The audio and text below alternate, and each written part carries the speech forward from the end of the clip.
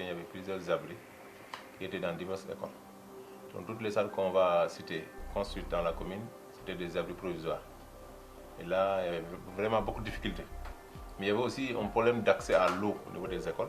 C'est un problème aussi qu'on a réglé presque définitivement. Mais il y avait aussi le problème des sanitaires, de latrines. Dans les écoles, souvent il y a des gros effectifs, ça manque souvent de latrines. Donc c'est ces trois aspects qu'on a surtout axé notre intervention, essayer de la construire de salle de classe. L'école de Poultok, qui avait 2 abris provisoires pendant plusieurs années. Et cela entraînait souvent des retards pour le démarrage des cours. On a éradiqué ces abris-là. Nous avons construit dans cette école de Poultok 2 salles de classe. Nous avons mis aussi des toilettes et un point d'eau. Et le directeur a même témoigné de tout ça à ma présence. Mara aussi, c'est l'une des dernières écoles qu'on peut dire que nous-mêmes l'avons créée, qui est aussi au fin fond de Poultok, de Bakobov. Cette école aussi avait un abri, on en a construit une salle de classe, on a mis aussi des toilettes, on a mis aussi un point d'eau. Et on a fait la suite au niveau de l'école de Khognogne. En 2015, on a construit une salle de classe parce qu'il y avait un abri. Bon, ensuite, on allait à l'école de Loulsop, il y avait aussi des abris là-bas, on a construit une salle de classe, on a mis des toilettes, on a mis aussi de l'eau.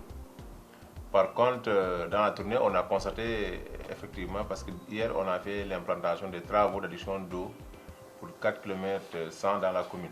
Et dans la commune, au moment où nous parlons, il y a 0 abri provisoire.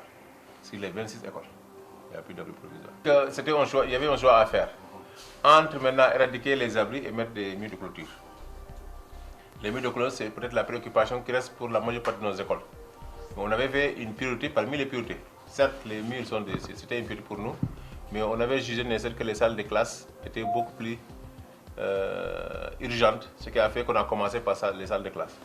Et on prend grâce à Dieu, aujourd'hui, nous n'avons plus d'abri. Le problème qu'on va attaquer, si Dieu nous le permet, c'est commencer à attaquer le problème des murs de clôture pour plusieurs écoles, pour enfin les sécuriser, mais permettre aussi aux enfants et à l'école pédagogique de procéder maintenant à des jardins scolaires. Donc il y a plusieurs hameaux, tu prends un village, il fait 10 à 11 hameaux, les populations sont éparpillées. Mais nous sommes obligés, du fait que c'est une nécessité vitale, d'aller dans tous les hameaux pour faire des adductions d'eau. En 2015, on a fait une adduction d'eau dans la zone de Poultok jusqu'à Bakobov, y compris les hameaux, un montant de 35 500 000. Depuis cette année, on continue à faire des adductions dans les localités. Et au moment où nous parlons, il y a une adduction qui est en cours, nous l'avons constaté. Et c'est un montant de 20 millions pour 4 km 100. Et une autre encore va en suivre au minimum pour 13 millions. Et on vient de finir une autre édition de 2 km cette année. Et l'an dernier, on en a fait pour 5. Ça fait déjà 7 qu'on a fait entre l'an dernier et cette année.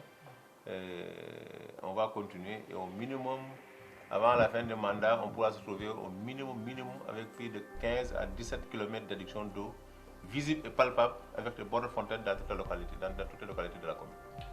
Dans le domaine de la santé, on a commencé par là parce que c'est à Ndiosmone qu'on a visité un poste de santé accompagné d'un logement, d'un mur de clôture.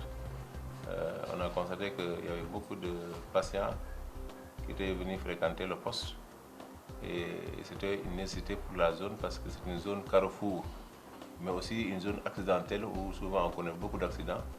Et l'infirmier a même dit que souvent il aille faire des interventions au niveau des accidents. C'était une nécessité. Et on peut dire que pour ce mandat, on a mis 2 postes de santé construits. L'un est fonctionnel, l'autre n'est pas encore fonctionnel, mais le logement est sur place, le poste est sur place. Nous allons attaquer incessamment le mur pour remplir toutes les conditions afin de pouvoir maintenant faire fonctionner au moins 2 postes à l'intervalle de 5 ans. Donc je crois que ça, dans le domaine de la santé, beaucoup d'efforts ont été faits. Dans le même domaine des médicaments, nous avons augmenté sensiblement la dotation en médicaments par rapport à ce qui s'est passé ici. Et cette année aussi, on va en augmenter parce que les postes ont augmenté. La doléance que nous demandons à l'État, c'est de la création d'un centre de santé au niveau de la communauté technique. Parce qu'on se trouve avec 7 postes. Une commune qui a 7 postes. Pour combien de villages? Pour 15 villages officiels et une population qui tourne aux environs de 35 000 âmes. Je crois que c'est une nécessité. Par rapport au poste de santé, on est au-delà des normes de l'OMS.